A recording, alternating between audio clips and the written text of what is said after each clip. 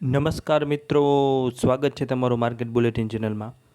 Market bulletin ચેનલમાં આપણે post કરી છે શેર બજાર તથા આઈપીઓને લગતા તમામ સાચા અને ઝડપી સમાચાર. ઘણા સમયથી ઘણા મિત્રોની વિનંતી હતી કે આપ વિડીયો હિન્દી ભાષામાં પણ બનાવો, તો આજનો વિડીયો આપણે વાત કરશું હિન્દી ભાષામાં, જે ગુજરાતી મિત્રો તો આસાનીથી સમજી શકે છે, અને આ વિડીયોને આપણા મિત્રો સાથે પણ શેર કરજો. તો ચાલો વધુ વાત ન કરતાં શરૂઆત કરીએ. તો કોલ इंडिया के दो बड़े आईपीओ बीसीसीएल और सीएमपीडीआई ला रहे शेयर बाजार में धूम. आज के वीडियो में हम उसके बारे में बात करेंगे. बात करते हैं तो भारतीय शेयर बाजार में हलचल तेज हो गई है, खासकर उन निवेशों के लिए जो कोल इंडिया लिमिटेड के शेयरधारक है या खनन क्षेत्र में रुचि रखते हैं.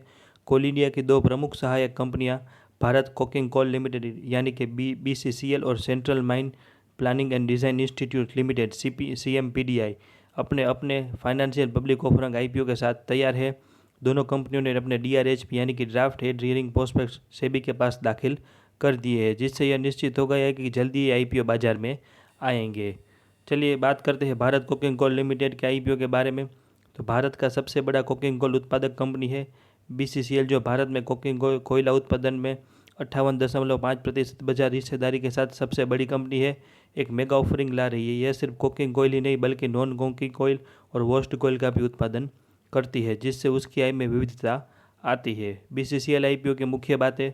ऑफर का यह प्रकार पूरी तरह से ऑफर फॉर सेल है, जिसका अर्थ है कि कंपनी नए शेयर जारी नहीं करेगी. मौजूदा शेयरधारक यानी कि कोल इंडिया लिमिटेड अपनी हिस्सेदारी कम करेगा. शेयरों की संख्या है 46 करोड़ 57 लाख इक्विटी शेयर्स और फेस वैल्यू है 10 रुपये प्रति शेयर. रिटेलर हिस्सा यानी कि खुदरा निवेशकों के लिए 35% हिस्सा आरक्षित है और कंपनी के कर्मचारियों के लिए अलग से कोटा उपलब्ध होगा. सब शेयरधारक कोटा. कोल इंडिया लिमिटेड के मौजूदा शेयरधारकों के लिए विशेष कोटा भी रखा गया है, जो उनके लिए एक आकर्षक अवसर है. लीड मैनेजर से आईडीबीआई कैपिटल और आईसीआईसीआई सिक्योरिटीज़. बीसीसीएल का वित्तीय प्रदर्शन की बात करते हैं. कंपनी का वित्तीय प्रदर्शन मजबूत रहा है. FY23 उनका रेवेन्यू है 13,691 करोड़ और प्रॉफिट है 665 करोड़. FY24 रेवेन्यू है 14,452 करोड़, प्रॉफिट है 1,564.5 करोड़. FY20 का अनुमानित राजस्व है 14,597 करोड़ और प्रॉफिट है 1,240.2 करोड़. आगे बात करते हैं दूसरे आईपीओ की. Central mining planning and design institute limited यानी कि सीएमपीडीआई. कोयला और खनिज परामर्श में अग्रणी सीएमपीडीआई कोल इंडिया लिमिटेड की पूर्ण स्वामित्व वाली सहायक कंपनी है और भारत की सबसे बड़ी कोयला और खनिज सलाहकार कंपनी है. यह भूवैज्ञानिक अन्वेषण, खनन, योजना, पर्यावरणीय निगरानी, जियोमेटिक्स, रिमोट सेंसिंग और सर्वेक्षण सेवाओं में माहिर है. यह आईपीओ बाजार में अपनी मजबूत उपस्थिति दर्ज कराने के लिए तैयार है. सीएमपीडीआई आईपीओ की मुख्य बातें. ऑफर का प्रकार यह भी पूरी तरह से ऑफर फॉर सेल है. शेयरों की संख्या होगी 7 करोड़ 14 लाख इक्विटी शेयर्स और फेस वैल्यू होगी 2 रुपये प्रति शेयर.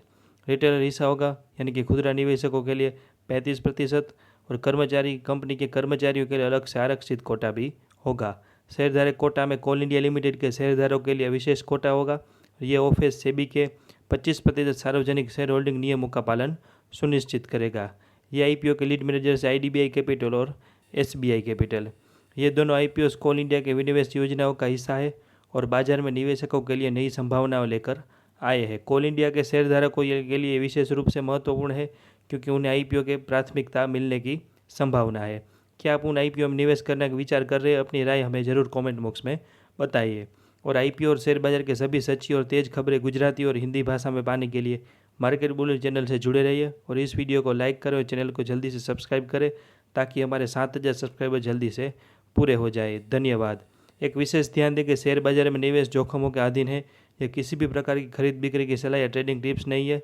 इस वीडियो में दी गई जानकारी डीआरएचपी से ली गई है और इस वीडियो को बनाने के पीछे हमारा कोई व्यक्तिगत लाभ नहीं है. किसी भी प्रकार का निवेश करने या आईपीओ में आवेदन करने से पहले अपने वित्तीय सलाहकार से सलाह लेना अत्यंत आवश्यक है. धन्यवाद. Like share and subscribe.